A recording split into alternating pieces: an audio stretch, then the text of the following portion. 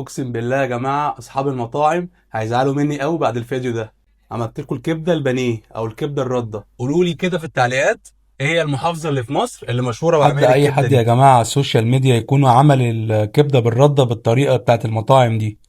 هتركز معايا كده وهقول لك على الثلاث تريكات اللي خليك تعمل بيها الكبده زي بتاعت المطاعم واحلى كمان. هنجيب يا جماعه كده حوالي نص كيلو كبده متقطعه شرايح. التقطيعه كده تكون لا خفيفه ولا تقيله. اول تريكه كده يا جماعه معانا هنجيب الكبه بتاعتنا وهنحط حوالي راس توم كبيره وحوالي 3 معالق كزبره ناشفه بقى بمعلقه فلفل اسود صغيره ومعلقه كمون كمان صغيره وقرنين فلفل اخضر ومعلقه ملح.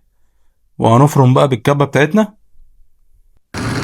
كده يا جماعه. كنا عملنا التتبيله بتاعتنا. لا هنحط بقى خل ولا ليمون ولا نغسل بلبن زي ما الناس بتقول. مفيش الكلام ده خالص، دي الطريقه الاصليه بتاعت المطاعم. هنتبل بقى يا جماعه الكبده بتاعتنا كده. هناخد حوالي معلقتين من التتبيله بتاعتنا دي على الكبده وهنقلب كويس وهنغطيها برول ستريتش وهنحطها في التلاجة حوالي نص ساعه بس. لايك بقى يا جماعه كده واشتراك في القناه وهنعمل مشاركه للفيديو كده يا جماعه عشان الفيديو يوصل لاكبر عدد من الناس. ندخل بقى يا جماعه على التركات التانية والاهم في الموضوع ده يا جماعة. اسمه دقيق سن. الدقيق ده اللي هو يعني الدقيق البلدي اللي احنا بنجيب بيه العيش البلدي العادي خالص.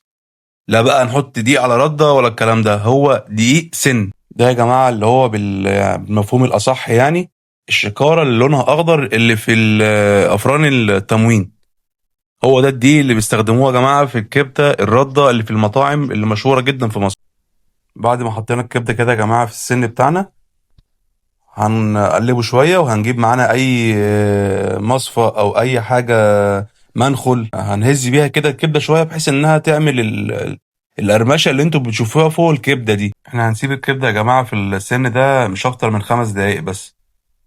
وبعد كده هنجيب بقى معانا زيت كده غزير وهنسخنه بس مش هنسخنه جامد، هنخليه لا هو سخن قوي ولا هو بارد قوي. دي التركات التالتة يا جماعة في التسوية عشان الكبدة ما تنشفش مننا تطلع معاكم كده يا جماعة زي ما انتم شايفين حاجة كده آخر جمال. طبعا هنقدمها بقى مع شوية سلطة الطحينة وشوية سلطة خضراء وبتنجان مخلل ومية سلطة كده تبقى الموضوع اكتمل. وبألف هنا وشفا. متنسوش بقى يا جماعة لايك واشتراك في القناة ومشاركة للفيديو كده عشان يوصل لكل الناس. هستناكم تجربوها يا جماعة وتكتبوا لي في التعليقات وتقولوا لي ايه رأيكم في الطريقة اللي انا عملنا بيها الكبدة. وبألف هنا وشفا وربنا يحسن ما بين ايديكم.